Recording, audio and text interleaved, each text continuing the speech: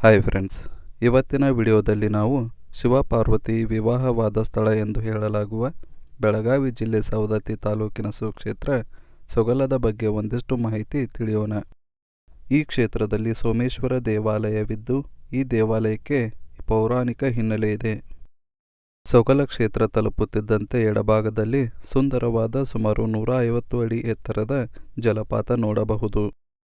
ದೇವಾಲಯವು ಬೆಟ್ಟದ ಮೇಲಿರುವ ಕಾರಣ 100ಕ್ಕೂ ಅಧಿಕ ಮೆಟ್ಟಿಲುಗಳನ್ನು ಹತ್ತಿ ದೇವರ ದರ್ಶನ ಪಡೆಯಬೇಕಾಗುತ್ತದೆ. ಹಣ ಬಾಸು.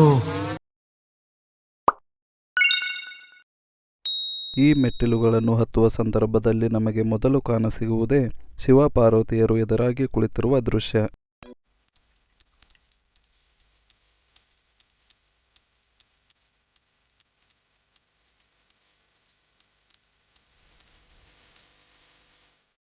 ಇದಾದ ನಂತರ ನಾವು ನೋಡುವುದು ಈ ಕ್ಷೇತ್ರದ ಧರ್ಮ ಸೇವಾರತ್ನ ವೇದಮೂರ್ತಿ ಲಿಂಗೈಕ್ಯ ಶ್ರೀ ವೀರಯ್ಯ ಸ್ವಾಮಿಗಳ ಮತ್ತು ಪುಣ್ಯಕೋಟಿ ಹಸುವಿಗಾಗಿ ನಿರ್ಮಿಸಿದ ಸಣ್ಣ ದೇವಾಲಯಗಳು. ಅಲ್ಲಿಂದ ನಮಗೆ ಮುಂದೆ ಕಾಣಸಿಗುವುದೇ ಶ್ರೀ ಸೋಮೇಶ್ವರ ದೇವಾಲಯಕ್ಕೆ ಹೋಗುವ ದಾರಿ.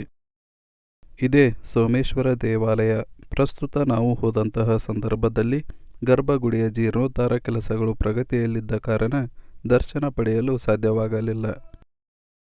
ಅಲ್ಲಿನ ಪೂಜಾರಿಯವರ ಬಳಿ ದರ್ಶನದ ಬಗ್ಗೆ ಮಾಹಿತಿ ಕೇಳಿದಾಗ ಬೆಳಿಗ್ಗೆ 6 ಗಂಟೆಗೆ ರುದ್ರಾಭಿಷೇಕದ ಸಂದರ್ಭದಲ್ಲಿ ಮಾತ್ರ ಭಕ್ತರಿಗೆ ದೇವರ ದರ್ಶನಕ್ಕೆ ಅವಕಾಶವಿದ್ದು, ಇನ್ನು 5 ರಿಂದ 6 ದಿನಗಳ ಒಳಗಾಗಿ ಗರ್ಭಗುಡಿಯ ಕೆಲಸಗಳು ಮುಗಿದ ನಂತರ ದರ್ಶನಕ್ಕೆ ಅವಕಾಶ ಕಲ್ಪಿಸಿಕೊಡಲಾಗುತ್ತದೆ ಎಂದು ತಿಳಿಸಿದರು.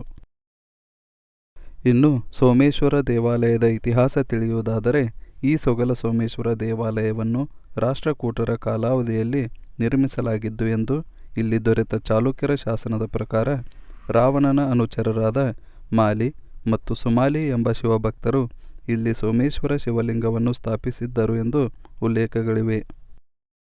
ಇದೇ ಕಾರಣಕ್ಕಾಗಿ ಈ ಕ್ಷೇತ್ರವನ್ನು ಹಿಂದೆ ಸುಮಾಲಿ ಎಂದು ಕರೆಯಲಾಗುತ್ತಿತ್ತು.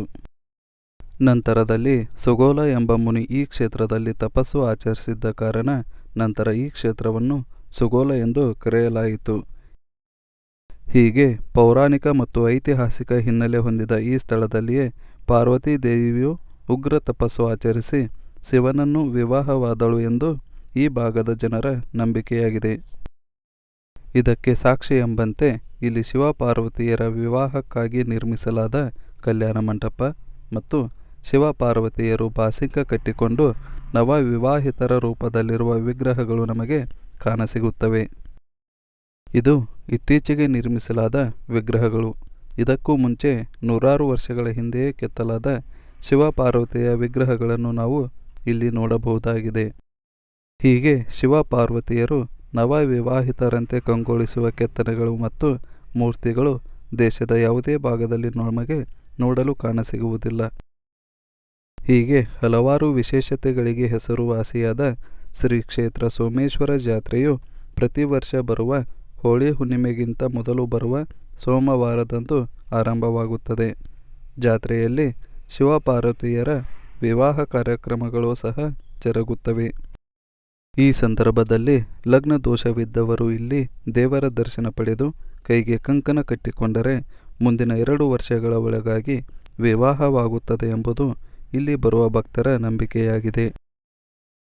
ಇಲ್ಲಿನ ಸೋಮೇಶ್ವರ ದೇವಾಲಯದ ಪಕ್ಕದಲ್ಲಿ ಹಲವಾರು ಸಣ್ಣ ಸಣ್ಣ ದೇವಾಲಯಗಳನ್ನು ನಿರ್ಮಿಸಿದ್ದು, ಅದೇ ರೀತಿ ದೇವಾಲಯದ ಪಕ್ಕದಲ್ಲಿರುವ ಮೆಟ್ಟಿಲುಗಳಿಂದ ಮೇಲೇರಿ ಹೋದರೆ ಕರ್ನಾಟಕ ಅರಣ್ಯ ಇಲಾಖೆ ವತಿಯಿಂದ ನಿರ್ಮಿಸಲಾದ ಜಿಂಕೆ ವನ ನೋಡಬಹುದು.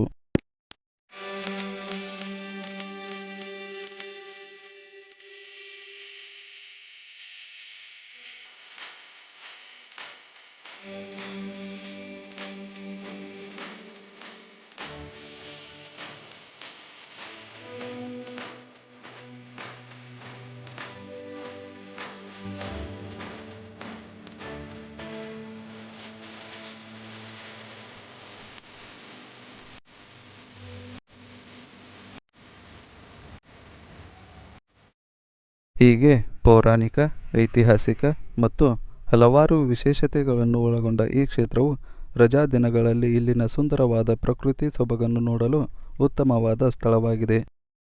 ನೀವೇನಾದರೂ ಈ ಕ್ಷೇತ್ರಕ್ಕೆ ಹೋಗುವವರಿದ್ದಲ್ಲಿ ಇದು ಬೆಳಗಾವಿಯಿಂದ 60 ಕಿಲೋಮೀಟರ್, ಬೈಲಹೊಂಗಲದಿಂದ 18 ಕಿಲೋಮೀಟರ್, ಸವದತ್ತಿಯಿಂದ 36 ಕಿಲೋಮೀಟರ್, ಬಾಗಲಕೋಟೆಯಿಂದ 105 ಕಿಲೋಮೀಟರ್ ಮತ್ತು ಹುಬ್ಬಳ್ಳಿಯಿಂದ 81 ಕಿಲೋಮೀಟರ್ ದೂರದಲ್ಲಿದ್ದು, ಬರುವ ಭಕ್ತರಿಗೆ ಇಲ್ಲಿ ಉಳಿದುಕೊಳ್ಳಲು ವಸತಿ ಗೃಹಗಳ ವ್ಯವಸ್ಥೆಯೂ ಸಹ ಇಲ್ಲಿದೆ. ಹೀಗೆ ಮಲಪ್ರಭಾ ನದಿ ತೀರದಲ್ಲಿನ ಸೊಗಲಿನ ಸೊಬಗನ್ನು ಕಿತ್ತೂರು ಚೆನ್ನಮ್ಮ, ಸಂಗೊಳ್ಳಿ ರಾಯಣ್ಣ, ರೈತನ ಮಕ್ಕಳು, ವೀರಸಿಂಧೂರ ಲಕ್ಷ್ಮಣ, ಅಮೃತ ಸಿಂಧು ಹೀಗೆ ಅನೇಕ ಕನ್ನಡ ಚಲನಚಿತ್ರಗಳ ಹಲವಾರು ಸನ್ನಿವೇಶಗಳನ್ನು ಇಲ್ಲಿ ಚಿತ್ರೀಕರಿಸಲಾಗಿದೆ.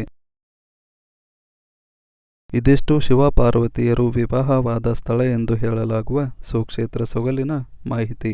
ನಮ್ಮ ಪ್ರಯತ್ನಕ್ಕೆ ನಿಮ್ಮ ಬೆಂಬಲವಿರಲಿ. ಮುಂದಿನ ವಿಡಿಯೋದಲ್ಲಿ ಮತ್ತೆ ಸಿಗೋಣ. ಧನ್ಯವಾದಗಳು.